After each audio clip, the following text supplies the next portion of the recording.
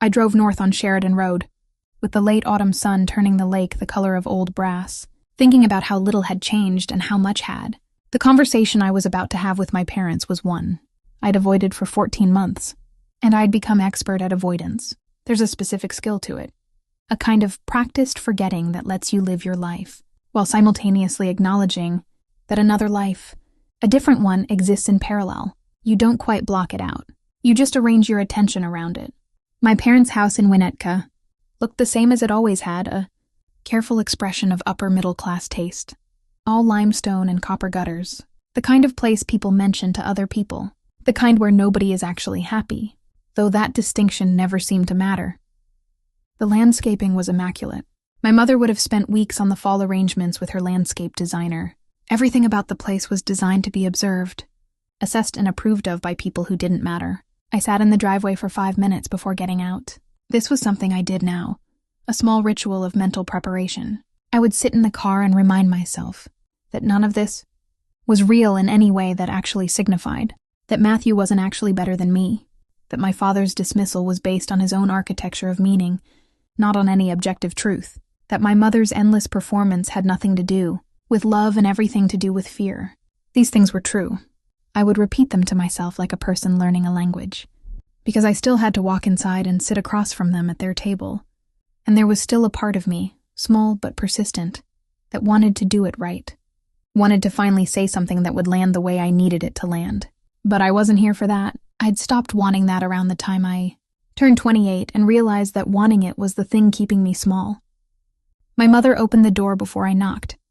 She was wearing something elegant and monochromatic, the kind of outfit that took thinking about. Her face moved through a sequence of expressions: surprise, pleasure, concern, all of them calibrated.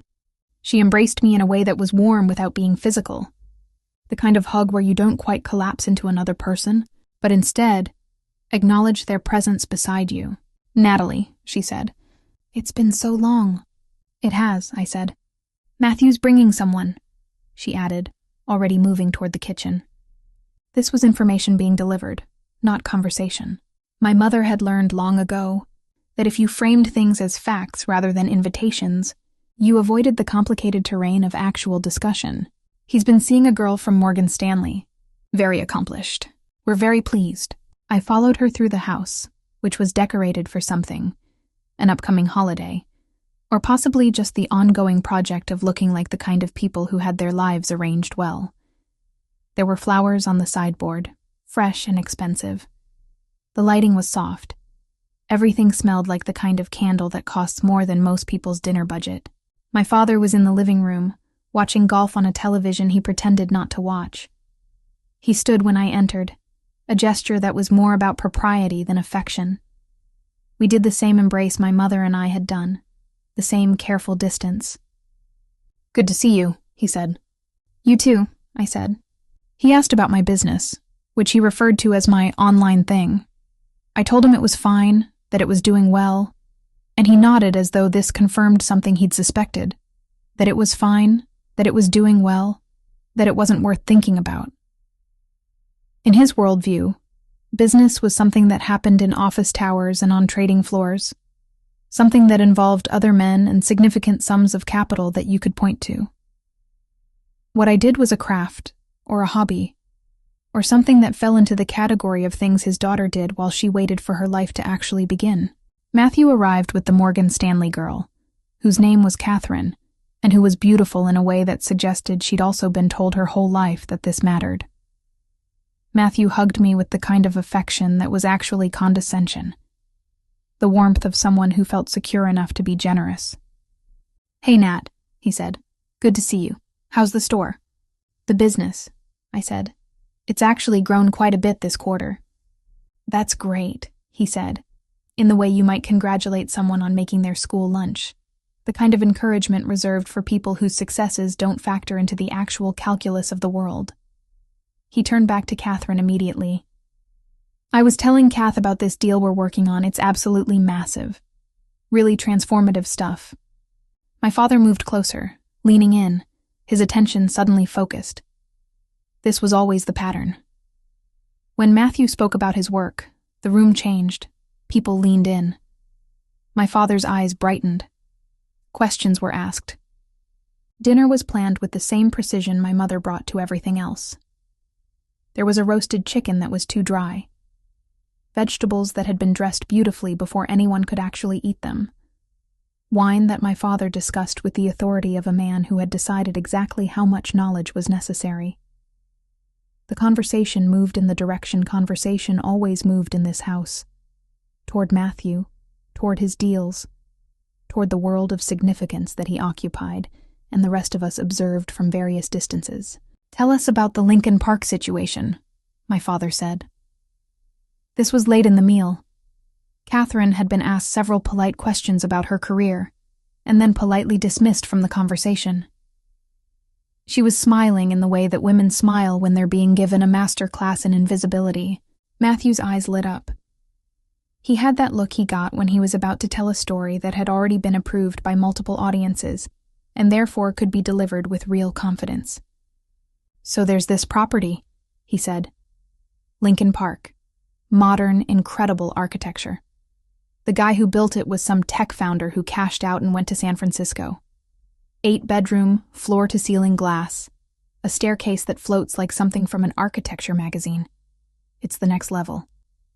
"How much?" my father asked. $4.8 million. But the thing is, the guy's asking way too much for it. It'll come down, and when it does, we're in a position to move fast. All cash offer. I've been thinking about making a play for it." My mother was watching him with real tenderness. This was her favorite version of her son. Ambitious, focused, strategic.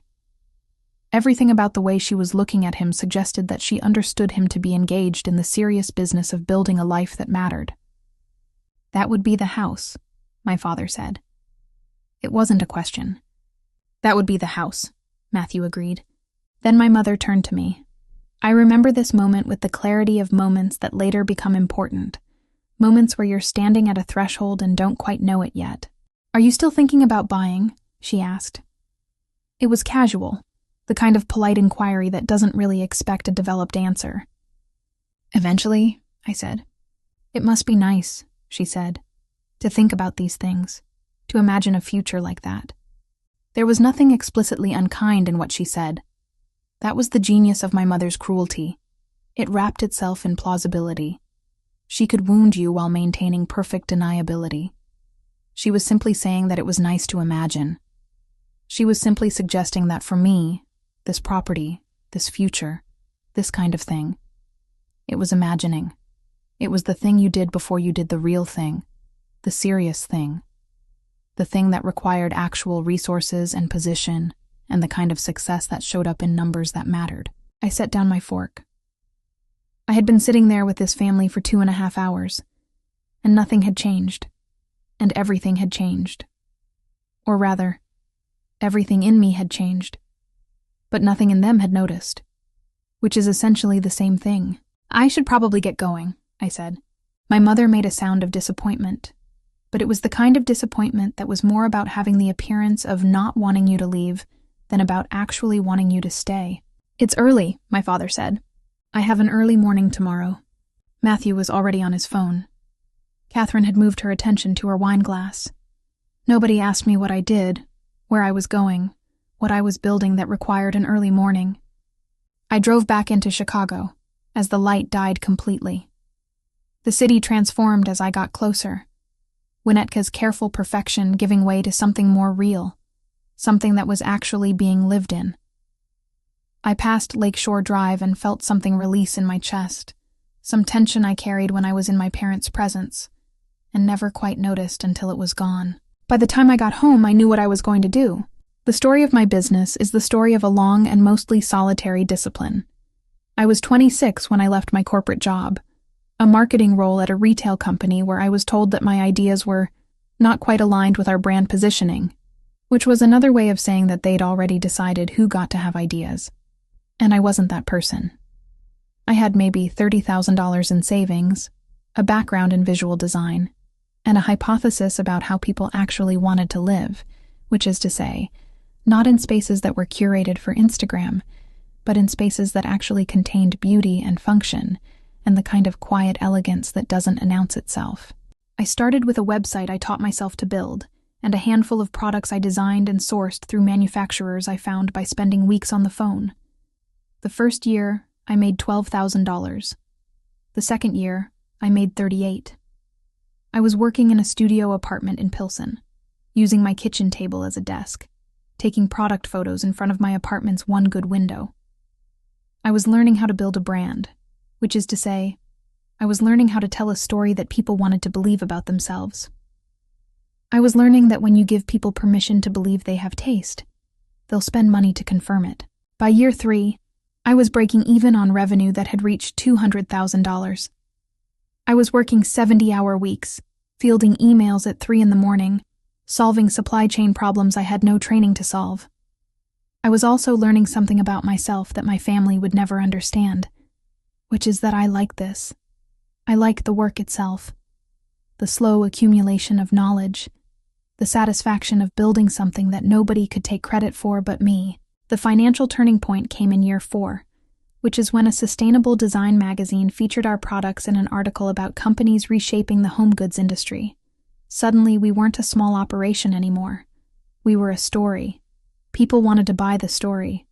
They wanted to buy the thing that made the story visible. Orders came in at a rate that would have been unsustainable if I hadn't been expecting it, if I hadn't spent the previous 3 years building the infrastructure to handle scale. I brought on a COO in year 5. His name was Daniel Carter, and he was a former management consultant who had left that world for reasons very similar to my own. He'd gotten tired of explaining simple truths to people who were determined to complicate them. Daniel was the first person in a professional capacity who treated what I was building with actual respect. He didn't ask me to prove its validity. He simply looked at the numbers, the growth trajectory, the market opportunity, and said, "This is significant." By year 7, we were doing 8-figure revenue. We had a design studio in a converted warehouse in West Loop. We had 73 employees, many of them designers and manufacturers I'd recruited away from larger companies. We had won an industry award for sustainable innovation. We had been written about in major publications. I had been photographed for a profile in a design magazine. Though I'd used a pseudonym for the byline at the last minute, something Daniel thought was pathological and which I maintained was simply cautious. The truth was more complicated than either of those things. I hadn't told my family the full extent of what I was building because I was waiting for something. I wasn't entirely sure what. Permission? Maybe. Recognition. The moment when they would finally have to acknowledge that I wasn't the small project they could dismiss, that I was actually building something that mattered. I was waiting for them to be forced to revise their understanding of me, to integrate the real data of my life into the narrative they'd constructed about who I was. It occurred to me during that drive home from Winnetka that I was never going to get that. They would never revise anything. They would keep diminishing because that's what diminishment is. It's a choice you make every day to not see what's directly in front of you. I could build $100 million company, and my mother would still describe it as nice that I was thinking about the future. I could change the entire home goods industry, and my father would still ask about my online thing with the tone you use when inquiring about a hobby. The decision to buy the house was not about revenge, though I understand why it might look that way from the outside. It wasn't about proving anything to anyone. It was very simply about taking the thing I wanted. I called Daniel the next morning. "I want to make an acquisition," I said. "We don't do real estate," Daniel said. He was in the office already. Daniel was always in the office already. Not the company. Me personally. I heard him put down his coffee. I could see this in my mind, because we'd been working together for 6 years, and I knew the rhythm of his attention. "What are we talking about?" he said. "There's a property in Lincoln Park, modern, incredible architecture. $4.8 million. I want to buy it before it goes through an official listing. All cash. I want it done in 8 weeks. Okay," Daniel said slowly. "Do you want to talk about why?" "No." "Is this going to be a problem?" "No," I said. "It's going to be very clean. Buying a property without it becoming visible is more complicated than most people understand. You need lawyers who know how to layer transaction structures. You need access to capital that doesn't draw attention. You need patience and an understanding of timing. What you don't need is a reason that's acceptable to other people, because other people's acceptance is not actually a requirement for ownership." Daniel connected me with a commercial real estate attorney he knew through consulting work. I moved $30 million into a secure account designated for this purpose. I'd been making good money for long enough that the idea of $4.8 million being a significant percentage of my wealth was no longer true. I was past that threshold. I'd crossed into a different category of financial possibility, and I hadn't really noticed when it happened, because I'd been too focused on the work itself. The LLC was established under a name that meant nothing: Sheridan Investment Partners. The offer was made through the attorney and accepted within a week. The seller had apparently become impatient with the market and appreciated the speed and the certainty. There were no contingencies. It was cash. It was done. Matthew found out because someone from his firm saw the title recording, and by then, it was far too late for him to respond to the information in any productive way. I watched him call my mother. I know because she called me, asking if I knew anything about a property that had sold in Lincoln Park with unusual privacy structures. "I think I saw something about it," I said. "It's strange," she said. Matthew was so interested in that property. Now someone snapped it up before he could even make an offer. "That happens in real estate," I said. I said it the way you say something when you're not particularly interested in continuing the conversation. I said it the way someone who doesn't care sounds. What happened next was almost absurdly simple. I hired a designer, not anyone from our studio, but someone known for elegant, understated spaces.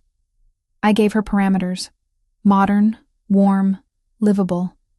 I told her I wanted people to feel comfortable when they walked in, which is a specific instruction when you're talking about a house designed to look at rather than to live in. I wanted the aesthetic of our brand: clean lines, sustainable materials, a specific philosophy about how humans actually exist in space, to be visible throughout the house but not obviously. I wanted it to feel inevitable. The renovations took 3 months. I visited twice, standing in the empty space and imagining where things would go, how light would fall. What would be the experience of moving through the house as an actual person, rather than as someone photographing it for a magazine? In March, I sent the invitations. There was no host name on them, just an address and a date and a note that said, "Please join us for an evening celebrating the completion of a new home." The invitations themselves were elegant and minimal, a small gesture toward what the evening would contain. Daniel was the only person I'd told, and even then I hadn't given him details. He simply said, "This is going to be significant," which is what Daniel always said when things were about to become significant. My parents accepted immediately. My mother called to ask what to wear, her excitement evident in her voice. She was imagining a networking opportunity, I think, the kind of event where people of consequence gather and make each other feel important. She was imagining my life as something that could be observed and assessed, and discussed later with her book. Club friends, Matthew accepted as well, and there was something in the brevity of his acceptance that suggested he understood. Something was not quite right with the setup, but not what. The evening arrived on a Saturday in March, which is the time of year when Chicago is trying very hard to become spring, but hasn't quite convinced itself yet. The house was perfect, not perfectly styled in the way houses are, sometimes perfectly styled, but perfect in the way living spaces are perfect when they've been considered with real care. There was art on the walls, but not too much. There were flowers, but they were in glass vases, and they looked like flowers rather than like the idea of flowers. There was music playing, something ambient and almost subliminal, the kind of sound that makes you feel like the space is breathing. I had hired a small catering company. There were maybe 50 people, some friends from the industry, some colleagues, some people I'd invited simply because they represented something I wanted in the room. Daniel was there. His wife was there. People from our design studio were there, though I'd asked them not to mention their workplace. The evening had the feel of something genuine, rather than something constructed for validation. My parents arrived at 7 o'clock. My mother had indeed dressed for the occasion. Something elegant and expensive. Something that she'd thought through. My father looked uncomfortable in the way that my father always looks uncomfortable at events that aren't centered on him. They moved through the space with the expression of people evaluating something they might buy, their eyes cataloging, assessing. It took my mother maybe 15 minutes to realize that she was seeing products from my brand throughout the house, a shelf system in the living room, lighting fixtures in the kitchen, a rug that we'd designed in collaboration with an artist in Peru. She started to notice them, and then she started to mention them to my father. And I watched confusion move across her face. It was possible that I'd decorated my own house with my own products. This wasn't impossible. But what my mother didn't understand, what she couldn't have understood without the context that she'd never bothered to acquire, was that these weren't just my products. They were the design vocabulary of my life. They were the collected evidence of years of aesthetic choice. They were the things I'd made. Matthew was across the room talking to someone about real estate. I watched him, this brother who'd been my template for what was possible. And what I saw was someone who was already beginning to show the strain of things not working out the way he'd been told they would. There was something about his posture that suggested a man who was just learning that the world doesn't automatically affirm the narrative you've constructed about yourself. At 8 o'clock, I climbed the floating staircase. The guests noticed. The room quieted in the way rooms do when something has shifted in the social contract. People turned their attention upward. My parents looked up. My father's expression was neutral, but my mother's was already beginning to register the first tremor of understanding. I stood at the top of the staircase in a room full of people I'd actually chosen. A room full of people who'd built things, who understood what it meant to create something from nothing, who knew the shape of discipline and vision, and the particular loneliness of building in the dark. "Thank you for coming," I said. I wanted to share this house with people who matter to me. I wanted to do that in a space that reflects who I actually am, not who anyone imagined I might be. I looked directly at my mother and father. I did this very calmly. I did this the way you look at people when you're no longer asking them for anything, no longer waiting for them to understand. "This house is mine," I said. "It was designed and built by people I trust. It's filled with work that I've done, and with people who've supported me in doing it. Some of you know that. Some of you are figuring it out right now. And some of you have been actively choosing not to know it for a very long time." There was absolute silence. My mother's hand had moved to her throat in the way her hand moved when she was experiencing social disruption. "My business," I continued, "has been extraordinarily successful for the past 5 years. My company is valued at over $300 million.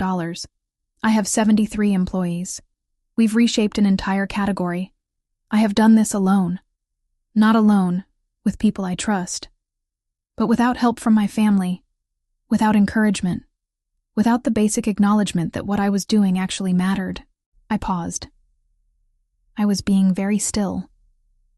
I was being very controlled. This was the opposite of the dramatic revelation my mother might have written as the fantasy of this moment.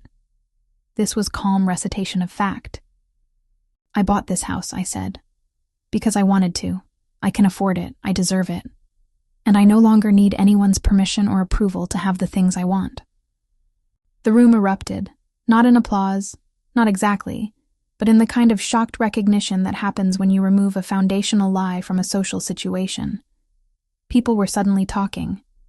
Daniel was smiling in the way that Daniel smiled when something he'd anticipated had finally arrived. My mother was being guided to a chair by someone who recognized that she was about to sit down, whether or not there was a chair available. What happened next was interesting. The guests who didn't know me particularly well started recognizing the work. Someone mentioned seeing a profile about my company in a design publication. Someone else made a connection between the architect of the house and a building I'd commissioned for our headquarters. People began to assemble the context. People began to understand that this was not a house tour being given by someone's daughter, but an unveiling being orchestrated by someone with significant resources and significant taste. My father stood very still. He was a man who'd built his entire identity on being able to calculate the value of things, and he was confronting a calculation he'd gotten profoundly wrong. It was visible on his face, the effort to reorganize his understanding, the resistance to revising the story he'd told himself about his daughter. Matthew left early. He made up an excuse about a work call, but I saw him on his way out, and there was something in his expression that suggested he understood. Not fully, not yet, but in some deep and unrevised part of himself, that something had fundamentally changed. The evening continued for another 3 hours. I gave people tours. I talked about the design philosophy. I spoke about the company in terms that were accurate and unadorned. I accepted congratulations with the grace of someone who'd already congratulated herself, who didn't require external validation for decisions she'd made with full knowledge and intention. My mother approached me as the evening was ending. She was composed, which meant she'd already begun the work of rewiring the narrative. She was going to make this about being proud of me. She was going to tell people that she'd always believed in me. She was going to find a way to position herself as having been supportive in some fundamental way that had simply been misunderstood. "I'm so proud of you," she said.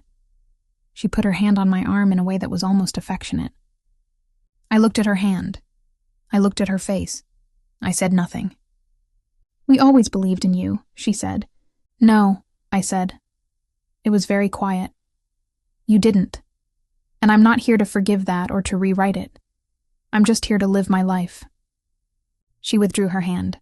She smiled the smile that women smile when they're being rejected, the kind of smile that insists that the rejection is actually not happening, that everything is fine, that we're all being very civilized. I watched her leave. I watched my parents move toward the door, my father still processing, my mother already constructing the narrative she would tell about her brilliant daughter and her own wise parenting. I let them go without another word. The following 6 months moved with a particular velocity. Daniel and I used the momentum from the reveal to accelerate certain projects we'd been planning.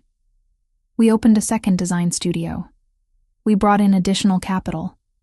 We started talking to larger retailers about partnerships. The house became something people wanted to see. A design magazine asked to photograph it.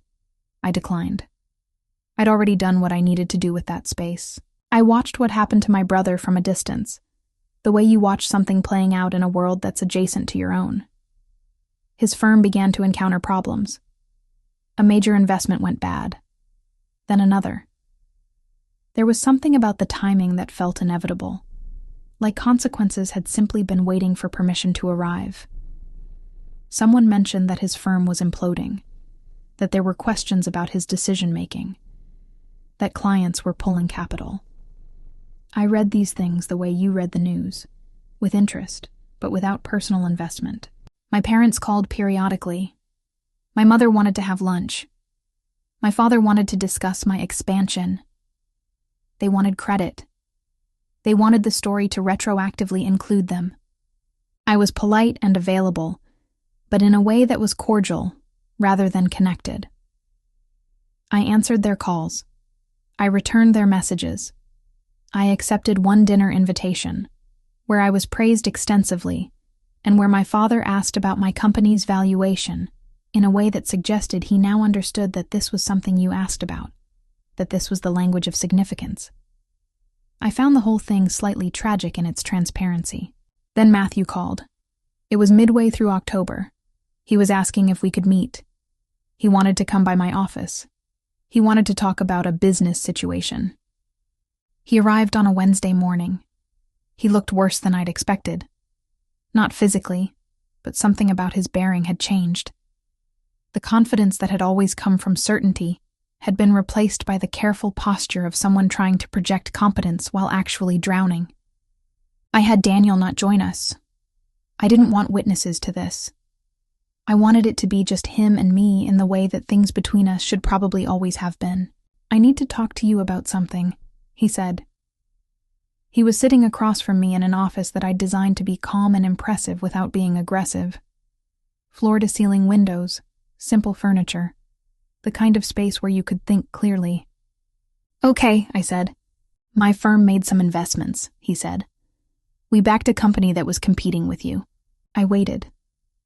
I knew this already. I'd been keeping track. There was a sustainable home goods startup that had received a significant injection of capital from his firm about 2 years ago. We'd acquired them 6 months prior, absorbing their customer base and their design team, and essentially erasing them as a competitive concern. "We lost a significant amount of money," he continued. "The investor group is saying that I made bad decisions. They're asking for my resignation. And our family is asking me for help, and I can't give it to them because I no longer have the resources." He said this like it was confession. Like the act of saying it would somehow change the nature of the fact. Like I would suddenly see him as a person who'd made mistakes, and therefore deserved mercy. "Why are you telling me this?" I asked. "Because you could help," he said. "You could talk to your lawyers. You could look at the deal structure. You could help me figure out if there's a way to unwind it or to position it differently." I understood what he was asking. He was asking me to use my resources to protect him from the consequences of his own poor decisions. He was asking me to step in and be the person who makes things okay, who fixes things, who bears the weight of familial obligation. "No," I said. "You haven't even heard the full situation." "I don't need to," I said. "You came here asking me to take responsibility for your life. That's not what's happening." He leaned forward. His face was beginning to show frustration, the first real emotion he'd displayed. "You have a responsibility to your family," he said. "I don't," I said. "Not anymore. Not ever, actually. But especially not now." "I made mistakes," he said, "but I'm still your brother." I looked at him. I saw the boy who'd had everything given to him. I saw the man who'd believed that his worth was innate, that his failure was impossible, that the world would always make space for him because space had always been made. I saw someone confronting, for the first time, the reality that consequences actually apply to him, that privilege is not infinite, that believing yourself to be exceptional doesn't make you exempt from the basic laws of human economics. "You bet against my company," I said. It was very quiet. "You put our family's money into a venture designed to undercut what I was building. You did that knowing I was building something. You did that because you couldn't believe that I would build something that mattered. You did that because you were afraid." He said nothing. "And now you're failing," I said. "And you want me to fix it. You want me to absorb the consequences of your choices.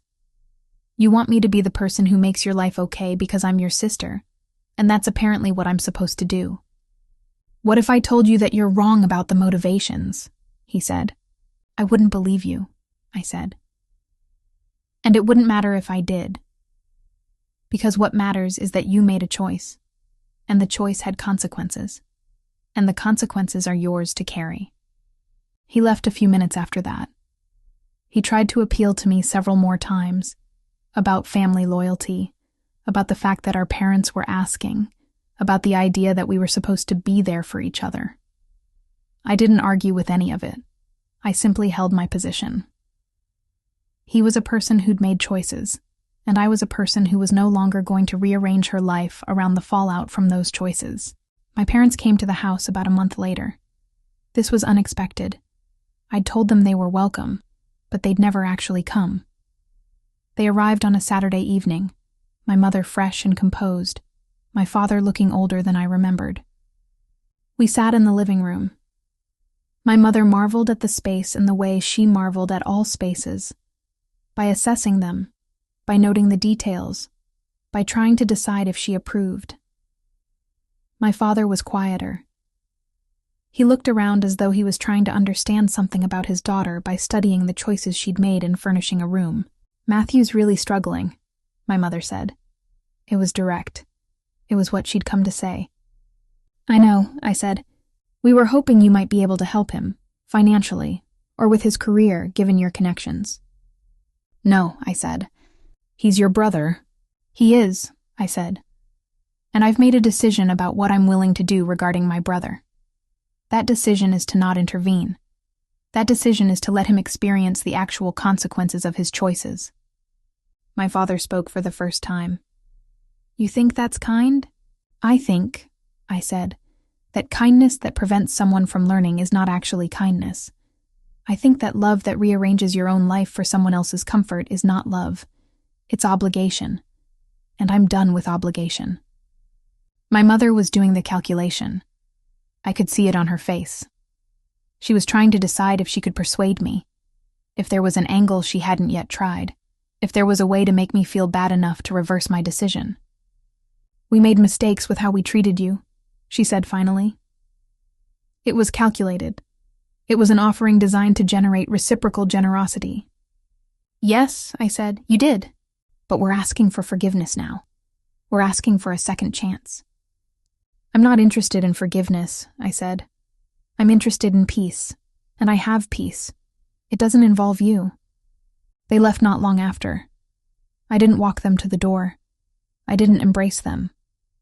I sat in my living room in a house that belonged to me, surrounded by the physical evidence of years of work and discipline, and I let them leave. I think about that moment now, months later, with something like amazement. The point at which I stopped waiting for them to change, stopped needing them to understand, stopped constructing the narrative in a way that centered their recognition. That point transformed everything. It wasn't that I got revenge. It was that I became irrelevant to them, which is not the same thing as being diminished. It's the inverse. It's freedom. Daniel and I are planning to expand the company internationally. We have conversations about markets and growth and the kind of business we want to build over the next 10 years. These are conversations that are interesting because they're based on reality, not on proof, not on proving anything to anyone. I live in the house in Lincoln Park. I wake up to light moving across the glass walls. I move through space that's mine, that I built, that reflects who I actually am. I have a life that's full of people I've chosen, colleagues who respect my mind, friends who understand my ambitions, people who see me without requiring me to shrink to be visible. I still speak to my parents occasionally. It's cordial and distant. They've begun to adjust to the new arrangement. They still introduce themselves as parents of the CEO of Lumen & Rowe, which is both accurate and irrelevant. I've become a fact about their life rather than a person. I'm fine with that. It's a fair trade for my freedom. Matthew is no longer at his firm. He took a position at a smaller company that sounds like it pays well but almost certainly doesn't. My mother mentions it when she calls, trying to suggest that things are actually fine, that everyone has landed on their feet. Maybe that's even true. I don't follow it closely enough to know. What I know is that the girl I was, the one who pitched her father a business idea and watched him decide that it wasn't serious, that girl would never have believed that I would get here.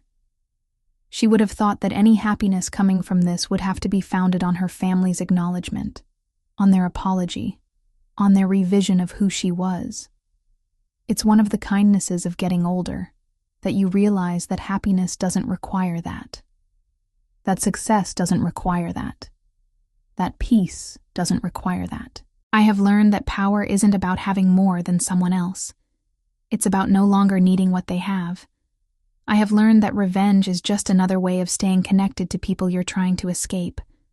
I have learned that freedom is the quiet certainty that you are exactly where you're supposed to be, doing exactly what you want to do, with people who actually see you. The house is beautiful, the business is thriving, the life is real, and none of it would have happened if I'd been waiting for them to finally believe in me. None of it would have happened if I'd needed their approval to proceed. I had to become someone they couldn't reduce, someone they couldn't dismiss, someone they couldn't fit into the narrative they'd constructed about the way the world works. I had to become real to myself first. Everything else followed from that. That's the story. Not the one I wanted to tell when I was young, and still believed that love meant agreement, that family meant alignment, that success would finally satisfy the hunger for recognition. This story is quieter than that. It's a story about learning to feed yourself, about learning that the most devastating thing you can do to people who've underestimated you isn't to prove them wrong loudly. It's to simply go somewhere they can't follow and build something so real, so solid, so undeniable, that they have no choice but to accept it, and then to let them sit with that acceptance alone, without helping them integrate it, without translating it for them, without making it okay.